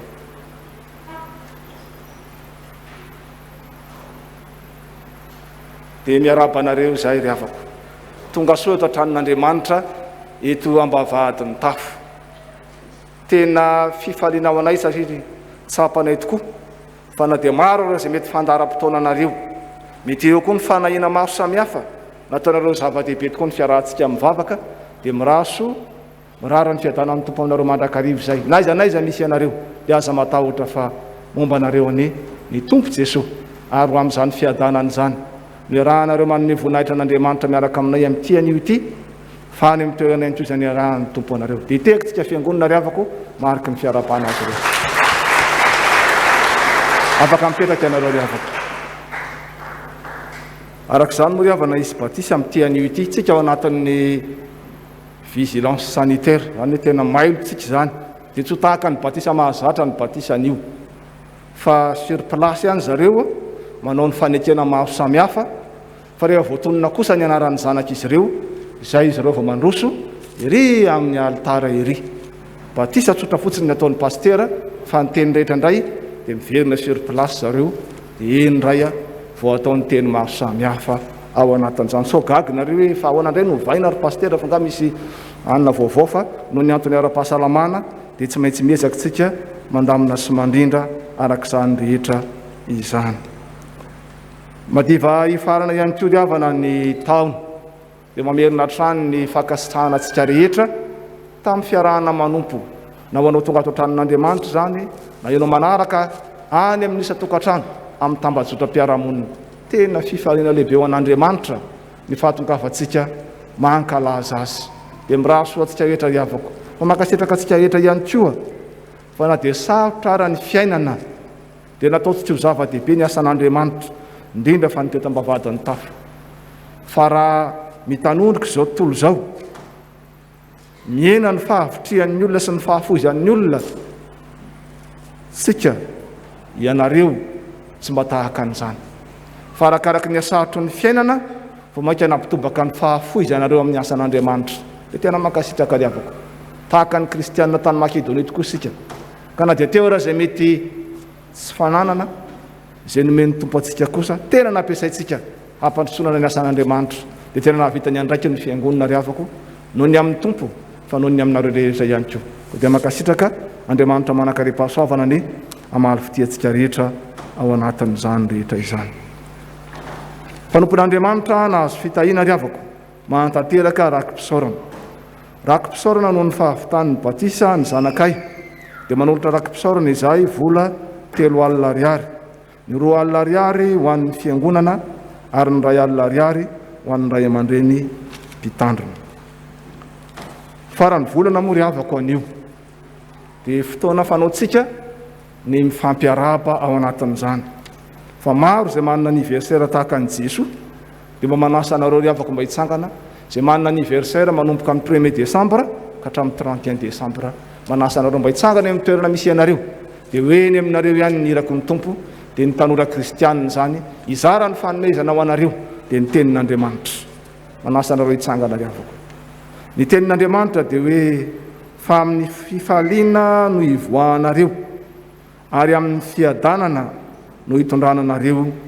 Isaia 5:20 ny 12. Dia tena ho toavy ny tompo aminareo tokoa ane izany, hanome anareo fifaliana ny tompo fa indrindra ampitoetra ny fiadanany aminareo mandrakariva na inona fivadibaditry ny taona sy fandehanan'ny andro sy ny volana. Dia miaraba anareo tompo dia hitekitsika rehetra fifandraisan-tanana amin'izy ireo. Hivavaka isika. Jesosy tompo, Jesosy anay ianao, misaotra anao noho ny amin'ireto ankizy tanora mahatsiaro tokoa fanotahinao ka nahatratra sy mahatratra ary mbola hatratra ny tsingerin-taona naterahany amin'ity volana Desambra ity. Tompo ireo ny nomba azy ireo momba ny fiangonanao mba ho tena vavy iraisainy ire tokoa ny arahany mankalaza anao Andriamanitra rain'i Jesosy Kristy tomponay na amin'izao volana Desambra izao, fa indrindra amin'ny androm-piainany manontolo ary indrindra ho an'ireto zanaka ireto mbo ambininao tokoa ny izy ka tsy aro fa tsy amin'izao volana Desambra izao ihany ianao no mety hitahy azy fa raha mahatoky ianao izy tsy mino anao dia ny fiainany manontolo no tahinao. Misaotra Jesosy. Amen. Afaka mipetraka ianareo ry havako. Fa ny koriavana dia alahadin'ny fiantsoana. Ny tompo mandrakariva dia miantsolona hanompo azy sy hanaradia azy. Ao anatin'izany ny hianatra katekomenina, ao anatin'izany ny hiomana ho mpiandry, hianatra any amin'ny sefala, hianatra any amin'ny setela, manam-pikasana, hianatra any amin'ny toeram-panomanana, na mpampianatra, na ho mpitiandrana. Ianao ry havako izay mahatsiaro fanatsony tompo tao anatin'izay voatanisa rehetrarehetra izay, manasanao mba hitsangana amin'ny toerana izay misy ianao. Misy ve ry havako sa tsy misy? Dia hivavaka isika ary. Tompo Andriamanitra misaotra anao indrindra ny amin'ny antsonao, ny amin'ireo tanora lehibe mahatsiaro fanantsoanao ka vonona naradianao. Ianao ny Jesosy nanafana ny fikasany, aromba ny fiangonanao, hiara-mitaiza azy ireny miaraka aminao. Dia amin'ny anaranao Jesosy nanonona izany mivavaka izany, misaotra Tompo. Amen. Dia n'Andriamanitra ireny ny voninahitra fa ny fanahy masina kosa ho amintsika rehetra, azahoantsika manatanteraka izay rehetra tarifentsika tamin'izay rehetra nambara teo.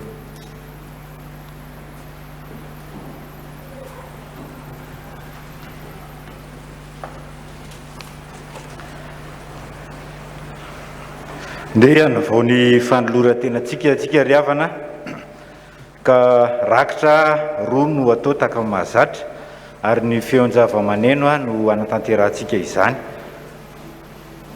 Tsarovy ry havana fa izay mamia-pifaliana no akasitrahan'Andriamanitra. Ampitsanganana anatanterantsika andakitra.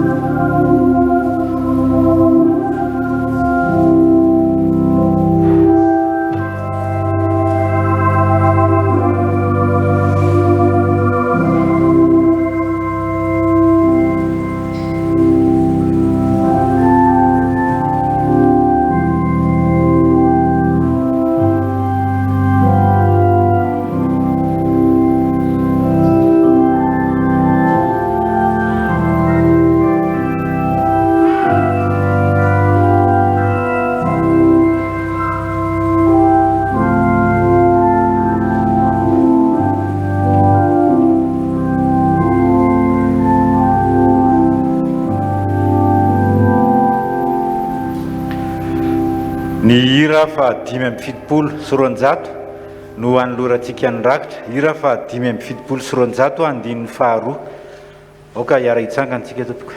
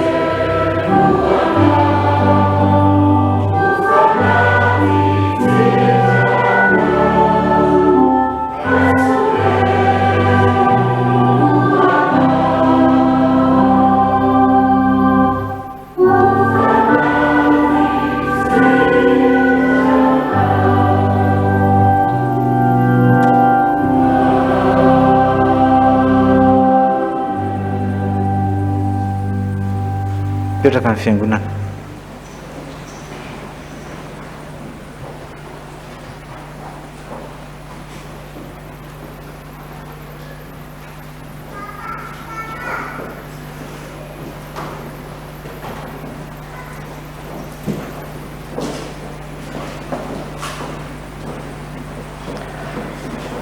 Tonga eo amin'ny asa vavolombelona tsika ry havana ka natanteraka ny fanamasinana ny batisa. Efa nisy moa ny fanazavana ray aman-dray mpitandrina teo dia arak'izay no arahantsika. Ny hira ho fimanana amin'izany dia ny hira fa 720 sy roanjato ny andininy voalohany no anatanterantsika azy. Ny hira fa 720 sy roanjato andininy voalohany.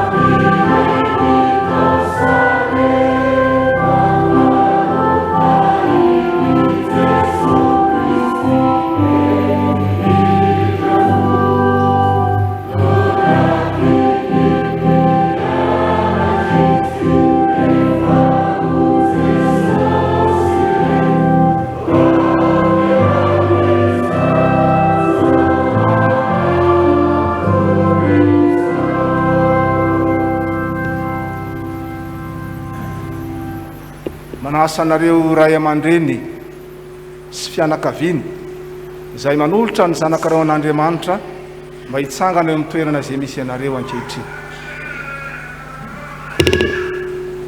Ampifaliana tokoa ry havana no andraisantsika an'ireto ray aman-dreny izay mitondra ny zanany eto anatrehan'Andriamanitra ka manolotra azy amin'izao sakramentany batisa izao. Aoka hoe notsika ny tenin'Andriamanitra indrindra manazavany ny amin'izany fahasoavan-dehibe izany. Hoy Jesoa, efa nomena ny fahefana rehetra ny an-danitra sy etỳ tany, koa mandeha ianareo dia atao mpianatra ny firenena rehetra, manao batisa azy amin'ny anaran'ny Ray sy ny Zanaka ary ny Fanahy Masina, sady mampianatra azy hitandriny izay rehetra nadidiko anareo. Ary indro izao momba anareo mandrakariva ambara-pahatonga ny fahataperan'izao tontolo izao. Fa ianareo dia zanak'Andriamanitra amin'ny finoana ny Kristy Jesoa. Fa na iza ianareo no natao batisa ho an'i Kristy dia nitafy an'i Kristy. Tsy misy intsony na jiosy na grika na andevo na tsy andevo na lahy na vavy fa iray ihany ianareo rehetra ao amin'ny Kristy Jesoa. Noho izany ary ray aman-dreny niteraka, ianareo mpiantoka, ianareo fianakaviana, dia misy fanekena izay ataonareo tanatrehan'Andriamanitra ankehitriny, izay atombokareo amin'ny anaran'ny Tompo manao hoe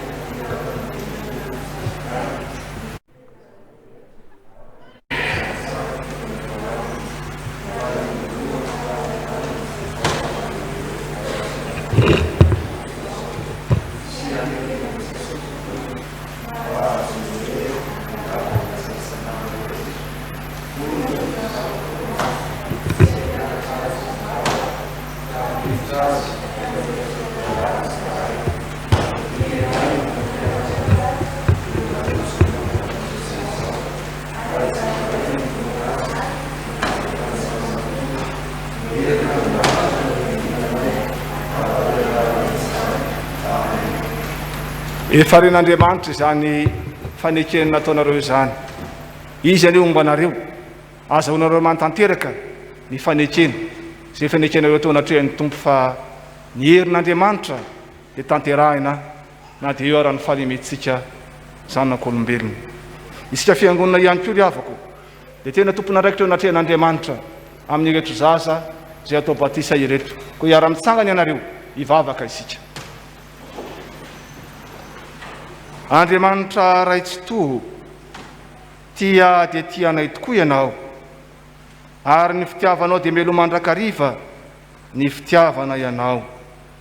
tsaronao zao ny didin'i Jesosy tomponay sy ny teny fampanantenana nomeny tamin'ny fanorenana ny sakramentany batisa koa mitalao aminao zay raha io manatrehanay aoka ny fanahy masina ny mehery ny asa tanterahanay eto mpanaovany zao batisa izao ho rano mamelombelona ny zavaboary ity ary manasa ny lotony nofo ho famantarana ny fanadiovana anay ho amin'ny fiainana vaovao ao amin'ny Kristy ane izao ireto zaza atao batisa ireto ane ho voaray mandrakizay eo amin'ny fanekenao ampitafio ny zanakao izy ampiray sendrika aminy no ny asa ny fanahy masina zay mitarika azy isan'andro isan'andro ho amin'ny voninahitra ao mandrakizay fa amin'ny anaran'i Jesosy Kristy tomponay lay tompo sy mpamonjy lay sakay zany zaza no anaovana izany vavaka izany amen.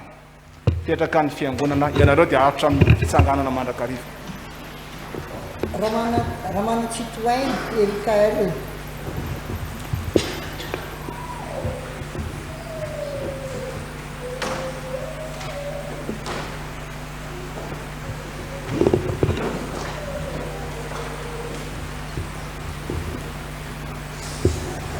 anaka zao manao batisanao ho amin'ny anaran'Andriamanitra ray sy ny zanaka ary ny fanahy masina ho aminao ny anaka ny fahasoavan'i Jesosy tompontsika amen. Mandehana amin'ny fifalian'ny tompontsika aty zao zao voninahitr'Andriamanitra.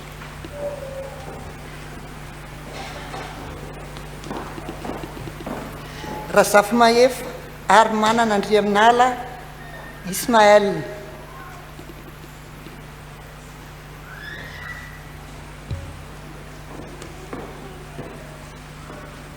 anaka zao manao batisanao ho amin'ny anaran'Andriamanitra ray sy ny zanaka ary ny fanahy masina ho aminao ny anaka ny fahasoavan'i Jesosy tompontsika amen.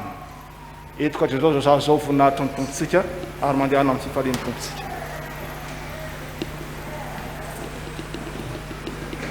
Rakotoarisoa Andrianjafy mioty ny amboary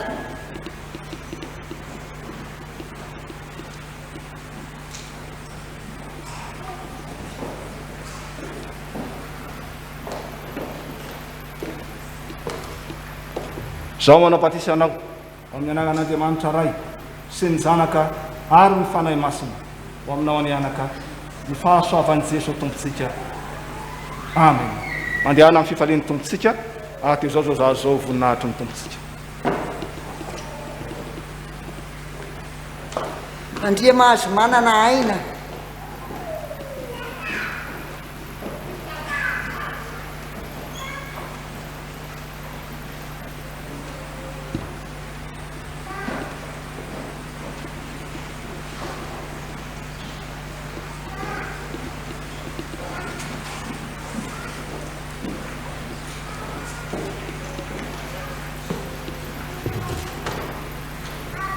Je te baptise au nom du Père, du Fils et du Saint-Esprit. Que la grâce du Seigneur Dieu soit avec toi. Amen. Allez dans la joie de notre Seigneur et éduquez votre enfant selon la volonté de Dieu.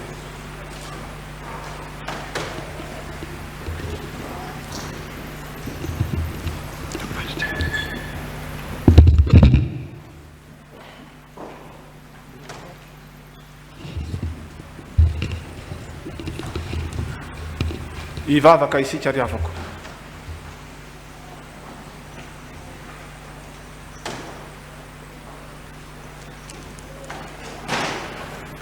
Faly misaotra anao zay tompo fa tanteraka ny faniriny reto ray aman-dreny miombonainao amin'i Jesosy Kristy ny zanany ka isan'ny vahoaka ny fanjakanao ny angatany fiangonana tompo dia terizo reto zaza ireto eo ambany fahasoavanao ka ampaharitra azy hatramin'ny farany amin'ny fivavahana aminao.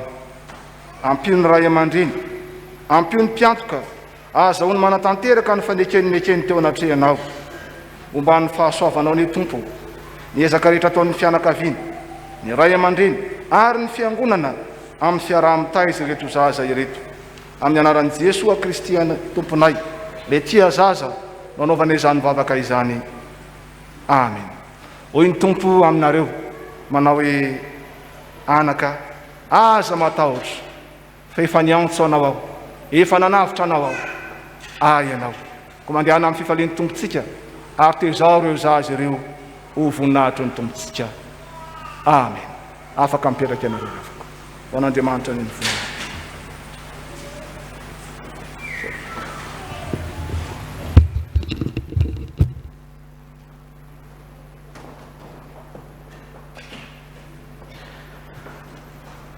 Isaorantsika ny tompo ry havana fa afaka nahatanteraka ity fanompom-pivavahana ity tsika tamin'ity andro androany ity, araka ny efa voaresaka teo alahady farany amin'ity taona ity androany.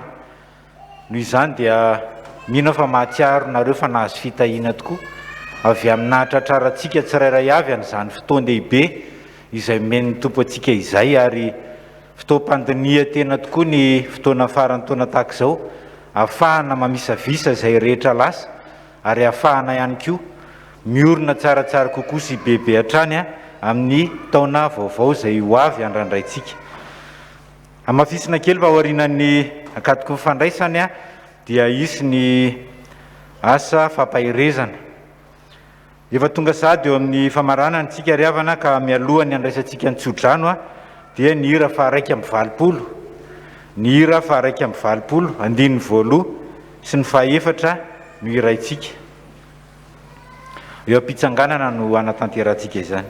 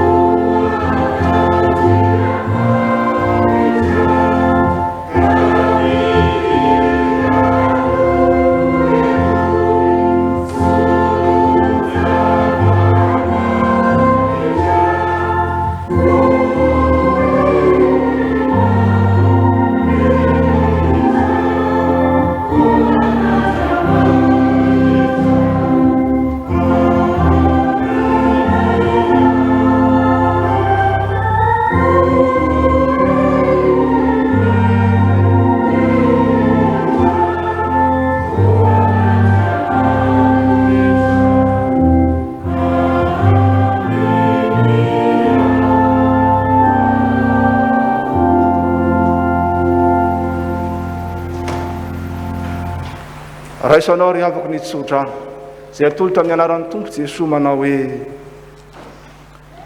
ary Andriamanitra ny fiadanana ny hamasina anareo samy ho tanteraka ka ho karovana avokoa ny fanahinareo sy ny ainareo ary ny tenanareo tanteraka ka tsy hanantsiny amin'ny fiavian'i Jesosy a Kristy tompotika mahatoky izay miantso anareo sady izy ihany no anefa izany. Amen. Hipetraka ianareo hivavaka mangina isika. Ho an'Andriamanitra irery ihany ny voninahitra amin'ny anaran'ny Ray sy ny Zanaka ary ny fanahy masina. Amen.